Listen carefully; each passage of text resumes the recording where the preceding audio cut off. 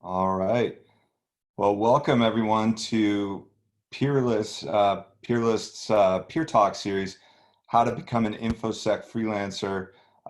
This is my second conversation with Dawid Bałut. And last time we spoke, David, you provided a lot of great information on what started you down the path to freelance threat hunting, specifically through the lens of DevSecOps. I found it interesting that you worked your way into freelance pen testing from more of a blue collar background, and it was really your thirst for applying new knowledge, particularly after you read the book, The Art of Deception, that really helped you make inroads with key customers over your freelance career. Now, we didn't get a chance to finish up on some of the additional topics we were hoping to discuss. So today I wanted to dig into those a little bit more. Let's start by wrapping up the pen test topic at more of a macro industry or company level, where we left our last discussion. You talked about some things companies can do to mitigate their top risks when implementing their pen test strategies by using playbooks that emphasize security by design and automation wherever possible, general security awareness amongst staff members. These concepts and practices apply to almost any company developing software using modern methods. What about general takeaways, if you have any, to share with prospective InfoSec freelancers that stem from your engagements when working with different types of companies, whether they're large or small companies, or based on the type of technology that they're building or the type of industry that they serve? Anything that you could tell the community about that? Yeah, you know what? That's an interesting question, and it really hits home to me because I think the biggest takeaways for me would be the things that surprised me the most while doing pen tests or freelancing or contracting on different occasions for different companies. And I was entering the field with a certain suspicion and perception that bigger companies have more budget and they have better security for that reason because they can afford to hire more people, they have more structured processes and all that. And I can tell you that's not always the truth. And if someone is starting in the field and is maybe threat hunting already, is going after some specific security vulnerabilities, who wants to find security flaws in the applications or systems of any company of any size, I would say that you should never assume that they know something because they're a reputable company, because they have senior engineers, because most companies value speed. If someone is growing really fast, then they make a lot of compromises. They need to cut corners at places. So whether you are hitting at Google, Facebook, PayPal, or maybe your local shop that has a bug bounty program open, you should pretty much always try to test against the same vulnerabilities or the same flaws. You shouldn't assume that because they're bigger, they're not going to have certain security issues. And likewise, small companies not always are weaker in security because small pages use a well-tested framework, let's say like Drupal or WordPress, to set up a shop, and you're not going to find many security issues except for security misconfigurations, weak passwords, and things of this nature. At big companies and mature companies that you know are doing something on the security front, I would also say that instead of hunting for specific vulnerabilities like cross-site scripting, bugs, SQL injections, local file inclusions, even though these vulnerabilities are present, obviously in all systems, whenever there is a line of code, there is a potential of it being vulnerable. However, at more sophisticated companies, I would say that you should focus more on design flaws. So instead of trying to find specific vulnerabilities, try to seek security flaws. Because when it comes to regular vulnerabilities and old vulnerabilities like cross-site scriptings, most frameworks nowadays that big companies are using prevent against the same bug across the board. So you're not going to find the basics of basics, but don't make an assumption that you are never going to find it. But if you are going to invest your time, you are better off trying to find something creative, some security flaws, something, get into the mind of designer, product owner that might have been designing the specific feature instead of going after what everyone had gone before you, because everyone is trying the basic attacks. Your creativity and your experience, your way of thinking about things is the superpower, and trying to use that, because only you can think a certain way. If it's written down, if it's just a vulnerability, everyone can think the same way, so they probably tried it already.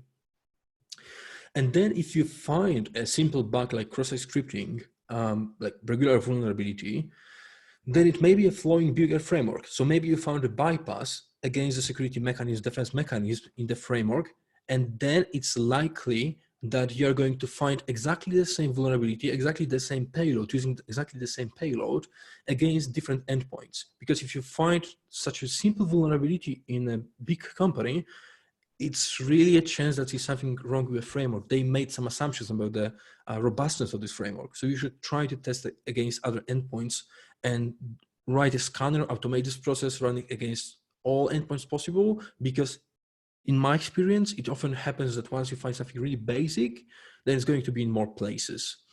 Then I would say that bigger and fast-growing companies don't necessarily mean better security. Especially for the companies that made a bunch of pivots and they've changed how the product works, what is the main purpose of the product, then may have changed the whole design of the product, leaving behind all APIs. So if you see the company that has changed its trajectory on a business side a bunch of times, they've changed the UI, they've changed some functionalities, they deprecated some functionalities, try to go after those old APIs, which may be still in place, just forgotten because they haven't had time to remove those. I would say that even though security of web and mobile application has been with us for so many years, you still can get a sense that it's hugely misunderstood field by developers. So when it comes to infrastructure security, pen testing of the network infra, most sysadmins have really good grasp on the concepts, underlying concept, how to secure this. And we are gaining new tools to secure the infra. Let's say in the DevOps organizations, you have a bunch of modern tools and software that you use to run your infrastructure and administrate your infrastructure. But when it comes to development, you rarely get something new, extra, something sexy, because if you are a Java developer, then you are going to write in this Java for 10, 5, 15 years. And the language itself doesn't change that much. So there is no opportunity that 1 year something is going to bolt in into a specific language or a framework, programming framework, that's going to change it massively, because you can break the code that is already written. When it comes to the infrastructure, people are so happy to move fast and change the infra to provide immutable infrastructure that they are happy to test new tools and software. And that software often comes with built-in new modern security features. So if you are going at the company against some company, attacking networks and infrastructure, maybe not the best way to go about this, because we have this hardened pretty well, and it's hidden. Most of it is hidden behind some gateways, bastion hosts, jump hosts. So most of the infra is hidden, and you cannot access this unless you can. But web apps, more applications, you can get it in your hand. You can grasp the whole code, reverse engineer the code of the mobile application, and you can go after even the basic vulnerabilities that you can find in OS mobile project. And looking at the trends of the size of the company and maybe the discipline they operate in, I would say that also what surprised me, like super small startups are actually pretty good at security and resilience against phishing attacks, because of a very simple reason. If you have 4 founders that are writing code, then everybody knows everyone. And it's unlikely that someone is going to send some fishy invoice, some fishy BC scam, or some other malicious email, and one of the guys is going to, or gals are going to click on it, because you know what to expect from the people you hang around on a daily basis for a couple of years. So super small startups often have really good security. Then small companies often have bad security, because they grew to having maybe not bad, but worse than those super small startups. Because when you grew to the extent when you have like 20, 30 software developers, software engineers, and engineers overall at the company, then it's harder, much harder to train people on the security aspects than if you have 4 founders that really care about the stability of the business. if you hire a bunch of people, you cannot make sure that they have the same commitment to security as you. And also you don't have the time and resources to train them all in the security. They come from different, so they may not know the same thing. Like I said before, don't assume that seniority in engineering equals seniority in security awareness. Then you have lots of bring your own device things happening in small companies. They cannot afford budget for new IT equipment. So there is a lot of BYOD, and it comes with a lot of risk that they cannot remediate or mitigate because they have no money and even know how to make this happen. But you also need to differentiate between VC-based companies and bootstrapped companies. For venture capital backed companies, they get so much money, they have pretty solid security. If you go after a startup, let's say in Silicon Valley, there is a chance that even though they grew extremely fast, they have a lot of people, new people coming on board, they're going to have pretty decent security because they can use other people's money to buy really sophisticated tooling and hire MSSPs, managed security service providers, to secure the infra while they do their own job. So they don't really need to be so sophisticated themselves. They can use the money to fill the gaps. Bootstrapped companies, on the other hand, when you have the money of founders and maybe some loans and maybe loans from friends and family of the founders, then you don't want to really spend it on fancy firewalls, web application firewalls, MSSPs and all that. Bigger companies usually have better security because they learn to use frameworks, they had a bit more time, but then you should look from the other perspective that they have bigger attack surface. So you should go after especially new features. If we didn't developed, just right now, they move fast, they push things to production, go after those new features. If you see a public release on some new functionality, go after it immediately. And then companies making acquisitions, that's a whole separate beast, because when you make acquisitions, most companies like Google, Facebook, although they have a really nice process of validating the security of the whole infra, it's really hard to grasp that you can secure the whole organization, the whole code base, the whole infrastructure in a couple of months if the company has been growing before and has been built over 10 years. And if you acquired such a company, there's no chance you're really going to cover all the corners.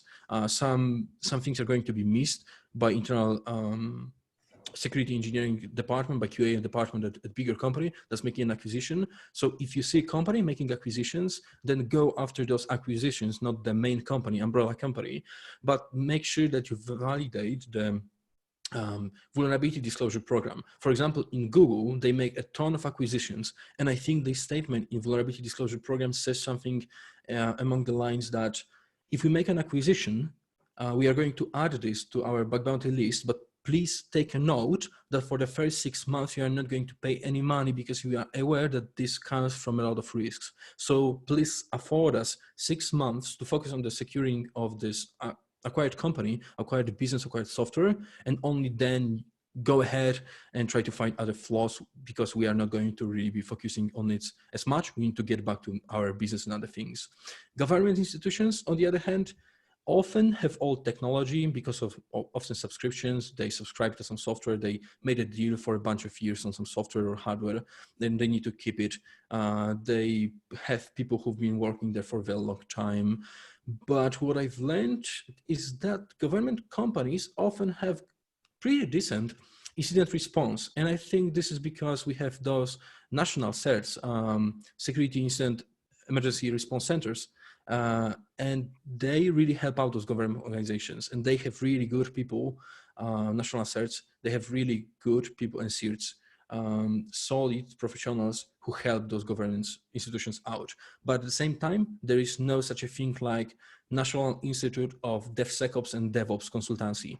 You cannot go to a national organization and ask for help if you're a government institution or public institution and ask how to improve infrastructure, automate some security.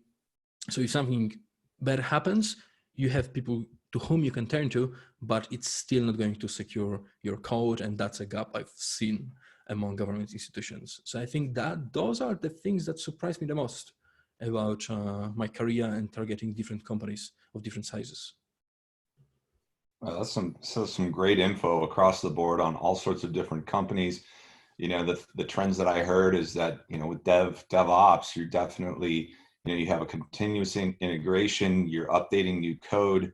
You ultimately have a bunch of developers, and as the developer base grows, it is important to have more of those checkpoints in place to make sure that the code is parsed against the OWASP top 10, and where the real opportunities for finding vulnerabilities might lie is when there's design changes with an existing company, or in the case, as you mentioned, with acquisitions, because you're obviously looking at bringing in the function of a new company, a big company buying a smaller company that has functionality that they want to deliver to their user base, and ultimately incorporating that into their existing infrastructure introduces risks. And whether you are big or small, there are a variety of different things that typically companies of different sizes do well, and things that they could potentially improve upon. So you did a really good job just summarizing all of those elements.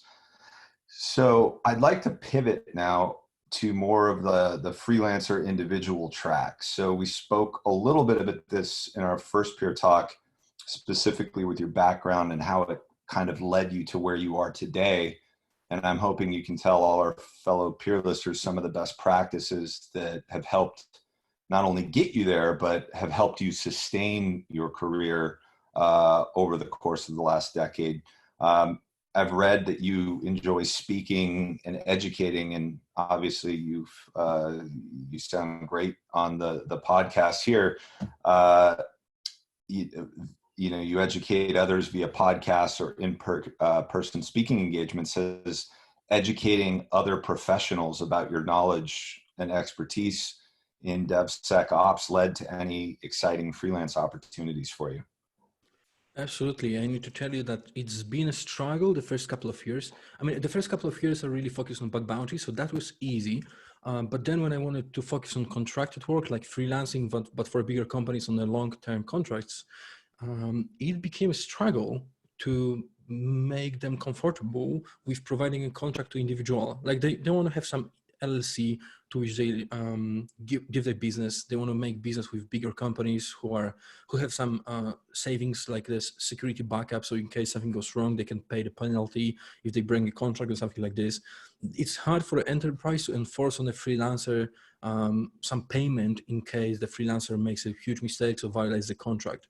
And those companies know about it, which is why they protect themselves all the ways they can. And it is a struggle to become a contractor for most companies unless you know someone inside. And it wasn't only, I think, 5 years ago when I've actually started going out to people, networking professionally, running a podcast, running a blog, but really appearing in different places, being a university lecturer, teaching a subject of our application security at the big university in Poland, that I started to meeting people, knowing them, them telling about me to other people, and this network like goes like a spider network, like spider web. It keeps growing and growing, more people you know, and at some point lots of people heard about you, even though they don't know you, even though they don't trust you necessarily because they haven't ever done a business with you.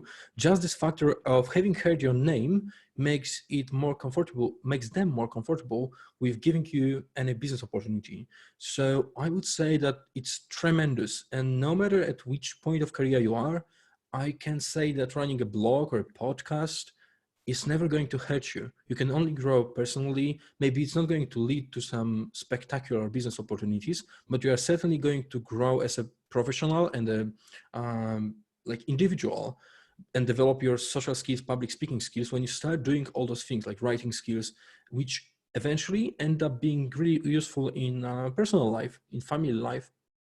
So I would say, yeah, you should do all those things. And myself saying this, it sounds funny because it was really a series of coincidences that it convinced me to start doing all those things and be present in social medias, publishing things on LinkedIn, Instagram, Facebook, Twitter, and all that.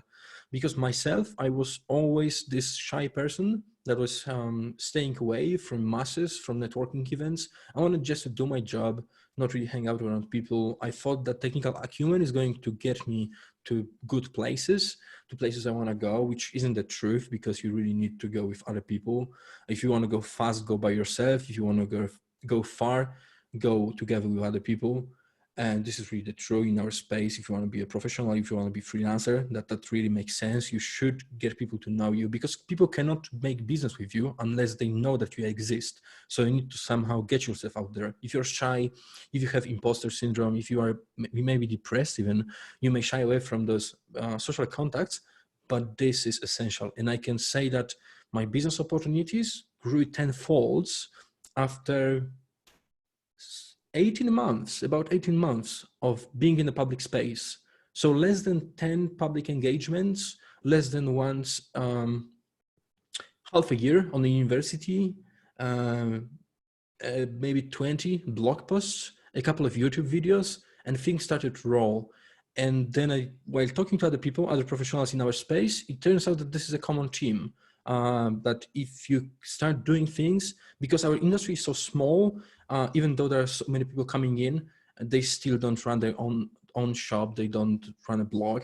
So because our space is so small, it's really easy to get noticed if you do the right things and you publish something valuable. If people see that you are a genuine human being, that you are honest, and you just want to share your knowledge and help other people. You need to show your knowledge and then let people come to you. And then I'd say that the best customers really are those with whom you already done business. Best prospect is actually your previous customer. And many of my peers and myself, while starting out, I was so silly that I've never asked for referrals. I never asked those people who are really friendly to me while doing business questions such as, hey, you were happy with our engagement, right? So if so, do you maybe have some other people whom could benefit from my technical acumen, from my skill set? Is there anybody to whom I could reach out, or maybe you could pass an information about me? And it turns out that it's so simple to say this, but it's so obvious, yet we often forget about this, but can bring awesome results. Because imagine this, if you approach a company, company X, and you say, yeah, we are one person boutique security consultancy shop, we want to help you out with security,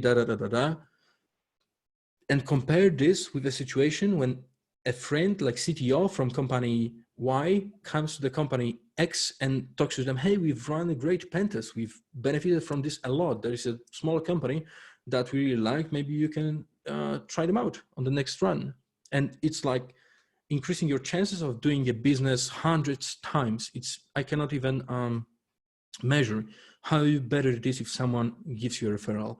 And then talk to your previous customers with whom you've done business, because sometimes someone works, your point of contact at a different company with whom you're doing business may leave that company at some point, but they still know that you've done pretty decent job. So people have heard about you. Engineers have seen your name on the pentest report.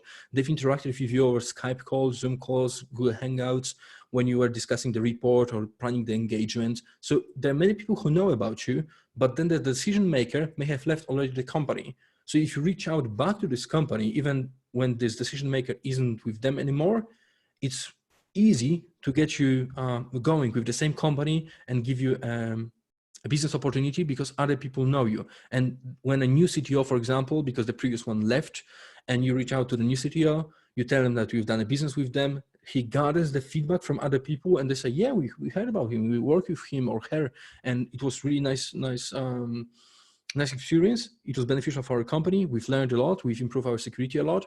It's a nice human being. He's genuine. He's social savvy. He can talk to us. He can really lay out this in a basic, so we learn from him in an easy way and fast way. Then the CTO is going to say, yeah, we should put him on the radar, and maybe, or her, and do business with them. If they haven't heard about you, they may be going, and they may be even in struggle trying to find a different, a right security vendor. There's so many companies that it's hard to pick. So you are going to relieve them actually when you tell them that you've done the business with their company, and they will be like, awesome. I don't need to check for other company I have no info about, no background with them, and they may do something bad or not deliver as professional product as we want. And this guy, this gal, they've done their job well. Let's hire them back again. So this were, I say, the biggest takeaways from my public appearances. Yeah. No, and referral business is huge. I agree. It's a lot easier to get a warm lead from somebody that already gives you kudos to a prospective engagement employer than just going out and finding them on the own. And really, those employers also, as you mentioned, sometimes struggle. They are just saying, "Hey, I need that guy, but I need it to be somebody that I trust." So building that trust, it, your decision to go down the path of educating others, speaking engagements, podcasts, and really you talked about the network and how it made kind of the spider web sort of feel.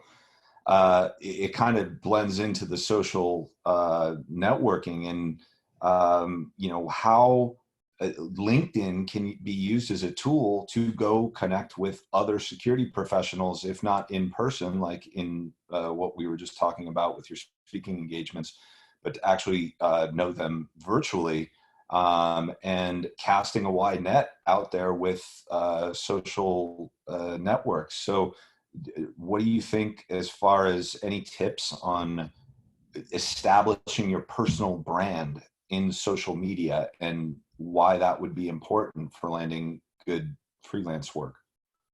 Yeah, I would say social medias are great. You can get really lost in those because there are so many things happening. If you become a consumer, that's troubling. If you become a creator for social media, that's awesome. So the first note I'm going to just leave for people is that if you are interested in doing something on social media, keep this in back of your head. So when you start using like Instagram, Twitter, and LinkedIn, don't become a consumer and spend your time that way. But remember that you are there for a purpose, and that purpose and the goal is to network with other people, provide a value to other people, show your skills, because you are not going to get a business by reading how great other people are.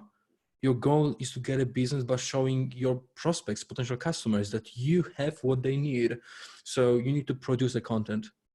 And myself, I've started building so-called personal brand just by sharing content because I wanted to help other people. If I went through some path, if I went through some struggle to learn something, I really didn't want other people to waste their time and their life on learning something I can provide them in a pill version. So I can write a write-up of something that I've learned, some brief summary, white paper, share with other people and save them tens, maybe hundreds of hours that they would need to spend on researching the same subject and learning about things. So my intention always was to save other people time and share my knowledge, whether that's good, they like it, they don't like it. I'm also not a native speaker, so they may not like the language. It doesn't really matter because I still believe if I have one person save 10 hours, that's huge. That's 10 hours they can spend with their family, they can spend with the kids, wife, husband, friends, family, or just play video games. It doesn't matter. If I've helped someone save their time, it's like improving someone else's life, quality of life. They can take a break, do whatever they want. So this is why I started sharing content. And then it started to get traction because I was spending a lot of time on creating this. I really wanted to do my best, even though I'm not a native speaker and I make mistakes because I'm still learning the technical things. But I did my best and pushed a lot of effort in this. And people somehow saw it or felt this, that it was genuine and that I've put a lot of work into the content I create, and they started to appreciate this.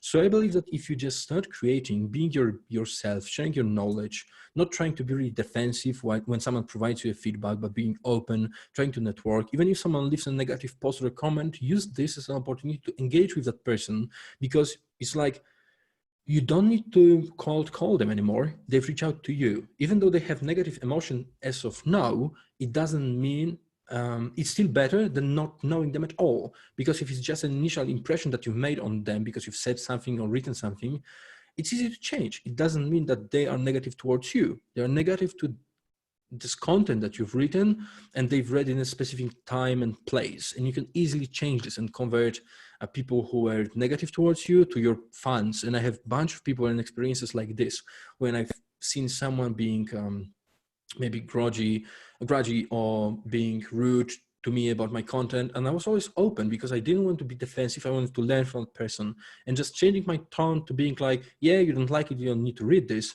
to being more open, more humble, and saying, yeah, what actually you don't like about this? I want to learn from you. If you can help me create better content, we are all better off. So instead of arguing here, let's go on private and discuss how I can do better. And those people immediately change because they don't see you as egocentric person that's writing something and sharing knowledge, thinking like you are the biggest person that knows the most. Then you change their perspective, like you are just another guy or gal who's sharing the knowledge and trying to do something good for the world. So the biggest tips for social media would be yourself, unless you are like really, really shallow person or bad human being, then you don't want to be yourself. But I guess that most people are really good by nature. Sometimes nurture turns them into worse human beings, or they go through traumas and they change a bit. But most human beings are good. So let's make this assumption. Be yourself. Show your perspective, your own creativity, share your content, and don't always go after business.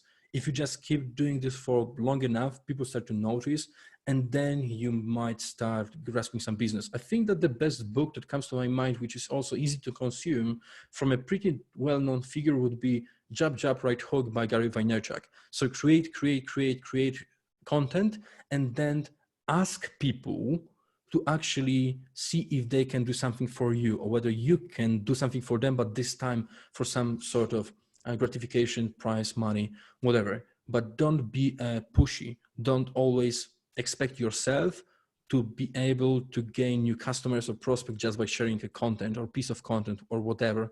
Just do your best, share your knowledge, do other things in the meantime, and it will come at a certain point. People want to do business with other honest people who know their stuff and do that. Not always, and always, yeah, that's a nice thought that just flew by my head, is that initially I had an assumption that I should be reaching out to CTOs, CEOs, VP of engineering, managers, those people who are decision makers. And that's not really the best way to go about this. The best way to, in the tech field at least, is to reach out to people who are on your level, other engineers who can actually benefit from your knowledge. If you are producing a content, for example, how to harden CentOS server, then CTO, CEO, some manager, leader, Scrum Master, or VP of engineering isn't really going to benefit from your knowledge. They're on so high level, they don't care. They cannot see the value of your content, but other people on your level at that company can see your value, can learn from you, and then they can tell about you to these people higher ups, and then you can reach out to them and make business with them, or they can reach out to you. So make sure that you are contributing to the right audience. So be relevant to the people you want to do business with. If you have only the network of CTOs, CEOs, then share the high level content, how to manage the organization, how to get the max out of their investments. So show them that you can speak the business lingo, but if you are producing technical content, know to whom you are targeting it. Yeah, that's great. No, it really, my takeaways from that is be active, don't be passive, produce content, be yourself, and try to establish a community of like-leveled individuals, if you will, or people that are kind of on your same page as far as getting into the weeds on a specific topic, and let them do some of the heavy lifting on their end to raise it up the flagpole and get it to the leadership and get you the visibility for those potential contracts. Don't go out there and just try to pitch your stuff to the decision makers and the high level people, as it just might be too much detail potentially for them at the moment. And until they can see the value it brings to their business through that lens, you're not going to make much headway there. So speaking of social media, what about social skills? How important are social skills while you're doing freelance work in Infosec? Immensely important. This is something I was missing out a lot. Being a shy person from the small village, I didn't really get a chance, or maybe that's just an excuse, but this is what it was. I didn't really get a chance to train my social skills, learn to cooperate with other people. I was always the single shooter.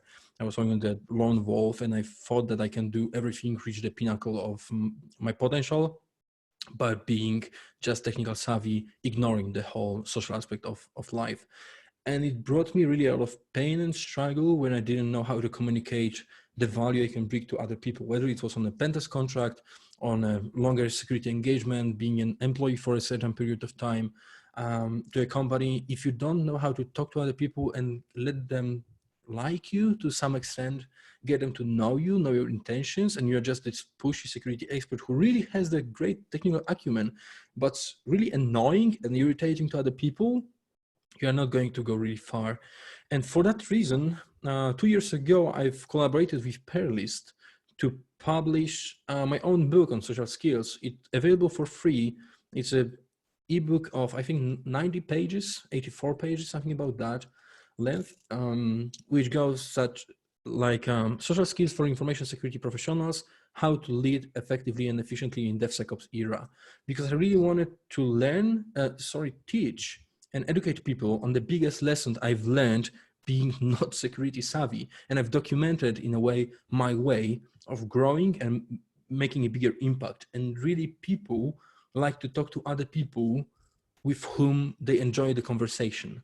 If you don't have the social skills, you may have the best technical acumen. If someone doesn't want to hear you because you are irritating, annoying, it's not about the tone of your voice, if you are a native speaker or not, but the general feeling that you provide to people, like the energy that you distribute, that comes from you, the way you act, your speed, your body movement, all of those aspects. If you don't make people comfortable, or especially if you make them uncomfortable, they're not going to do any business with you. And by business, I mean they're not going to be your colleagues. They're not going to go to play ping pong with you. They're not going to go to a basketball court. They're not going to recommend you to anybody, because even if somebody on your level at a different company knows how great pen tester you are, they're not going to recommend you, maybe even though they are similar to you, they are good friends with you in a way, or they're really close acquaintances with you. They're not going to recommend you to the CTO because they may be ashamed how you turn out in front of them. And they will know that, hey, this is my buddy. I recommended him to the CTO, and then he made a bad impression. And what it speaks about me, it speaks a volume about how I select the people around myself. And I made a recommendation that's bringing no value to the company. Or even worse, I recommend somebody recommends me, I get to the company, they pay me money, and I turn out to be pretty much useless because I cannot talk to anybody internally. So learning how to talk to people, how to listen to people so you know their expectations, thus you can provide the best value to them by addressing the issues they have at hand, is really critical skill. And if someone wants to learn it in the basics of basics, especially when they're working internally on longer contracts, freelancing, but a new company, when people don't know them, they don't have built a reputation or personal brand, it's really good to learn the ropes. And I think I've really done a good job at that book. It's free, so I'm not really pitching. I'm not getting anything out of this except some better lives of human beings that I care for, which are people from our community. Yeah, no, and I do think that keeping the human element involved, where you're going out and playing ping pong and basketball, or connecting with people at a personal level, going to have a lunch. When you get to know somebody at a deeper level and you can have those conversations about just life topics, it makes them want to listen to your expertise on more of the technical stuff and be more open to incorporating it into their daily processes or routines. So yeah, you make really good points there from a social aspect. And I do know that there are plenty of introverted folks out in the InfoSec world. So it is just adjusting your mindset and, having some stretch goals, if you want to use corp speak, about how you can better yourself just socially. Just go get to know people, and really, I think that's a great takeaway. So how about one more question before we wrap up, because we are getting close to time. What do you do to manage your career development during, if you're an InfoSec, you don't have the training tools at your disposal that you're given at a large enterprise company, where they will sometimes even give you a set amount of money to go spend on developing your career. and learning new skills, going to new conferences, traveling to some event that is going to give you some new body of knowledge. How do you manage your own career development as you are pursuing an InfoSec freelance career path? Absolutely. I think there is something about InfoSec people that are really curious. They don't want to stand in one place. They don't want to stagnate for, because even if you want to be good at InfoSec, you need to accept the fact that you need to continuously learn new things. So it's not really for people who like stagnation. I mean, if you are in InfoSec, you like stagnation, don't take me like in a bad way. I'm not saying that you shouldn't be in the space, but I think that most people are really curious one other things. I don't care how body is making their money, paying the bills. So if you're a really introvert who likes stagnation, who likes slow life, doesn't want to learn new things, but still was able to secure the job, then all power to you, and that's awesome. But I think most people really want to learn new things, which leads them to jumping around companies and getting new contracts. And then they focus on a lot of them, which I believe is a mistake to a certain level, unless you take corrective steps to maximize the value from your approach. And if you're jumping around companies because you like novelty, you like new technologies, you like new environments, then try to grasp as much as you can while being at that company and make the connections at the people you're working with. You may think that, no, I don't really care about those people, those connections or those relationships, because I'm going to jump to another company anyways. I'm going to go for a different contract anyways. Whether they like me or not, it doesn't matter. There are so many people on the world who need InfoSec specialist support. I'm going to find my way anyways. But what if in a couple of years, you decide that you want to maybe slow down a little bit and find one place where you want to start building your career as an employee or a long-term contractor? Then it's really good to have those connections and relationships with people you worked previously. And then it's really easy. Then you have also things such as long-term contracts. So you can be a freelancer, but you can have long-term contract, like 6 months, 9 months for a specific company, maybe even longer. And sometimes those companies, you can have such a good relationship with those companies that they like you so much, they don't want to change their pen testing vendor, which is you. So they may even invest in training you or going to a special event because they know that when you get back, you will be able to apply your knowledge to the specific feature that they're building, so they can train you if you have good relationships. So long-term contracts are also a way to go.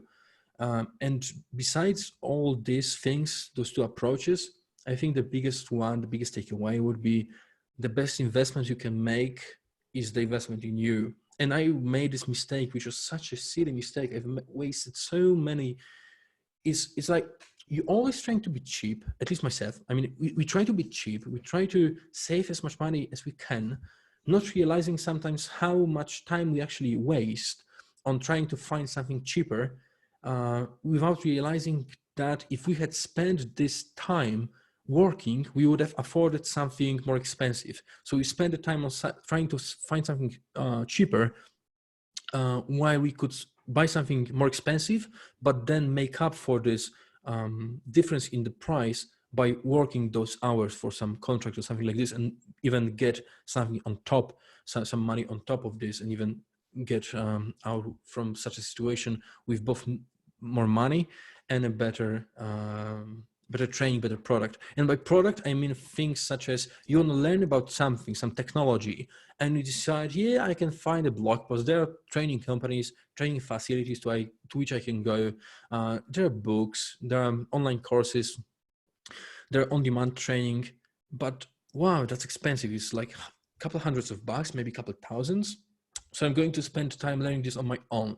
So you go through the countless number of forums, platforms, social feeds, blogs, and you end up spending hundreds of hours to learn something that you could have learned by spending maybe 49 USD per year on a platform such as Pluralsight or Cybrary or Pentester Academy, or what else do you have? Udemy, Coursera, a Linux Academy. And I'm not pitching for them, I'm not getting anything out of this, but it struck me after many years how much time I wasted trying to do everything on my own because I was trying to be cheap.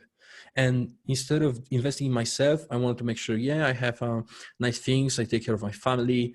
I invest in things that brings the better quality of their life, which I forgot that if I invest in myself, I level up my skills, I'm going to make even more money, and I'm going to be able to provide a better situation for my family anyways. So you should always invest in yourself first and then try to support your other ventures or other people. Obviously not to go to any of the extremes, but I think investing in yourself is excellent. And the first thing I would say, buy books, buy online training.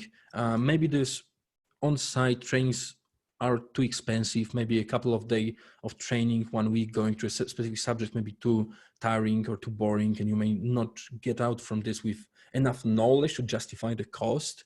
But still, there's a networking component in that. You are paying to meeting people also, so you can use this opportunity to talk to other people, make new relationships. But regardless of this, online platforms that allow you to train, gain new skills are immensely helpful. And on Peerless, we have a lot of wiki pages where people put the best trainings they've had.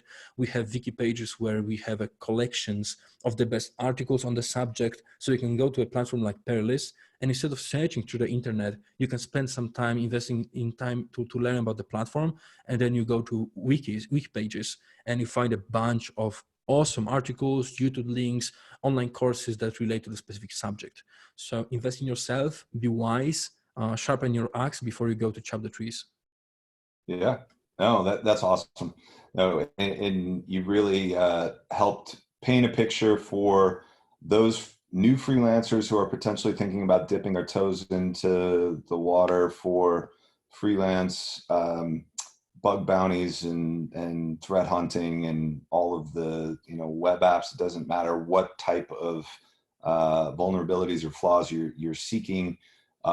We've kind of, through both of these peer talks, been able to discuss kind of what some of the company trends are, as well as what some of the individual freelance, what they should look at individually for themselves to take it to the next level. So David, I really appreciate your time, not only for this peer talk, but the one that we did a few weeks back. So thank you very much. It's been really eye-opening for me talking to you, and I wish you the best. It's been a pleasure. Thank you very much for being an awesome host and having a great conversation with you. It's been a pleasure to meet you. Stay safe, stay healthy, stay prosperous, do things you like, take some time off if you have a chance to, enjoy life, and keep providing the beneficial information to the community. I really appreciate you for taking your private time to host me and discuss the subjects for the benefit of the whole community. That's noble, and I appreciate you for that. Thank you. You bet. All right.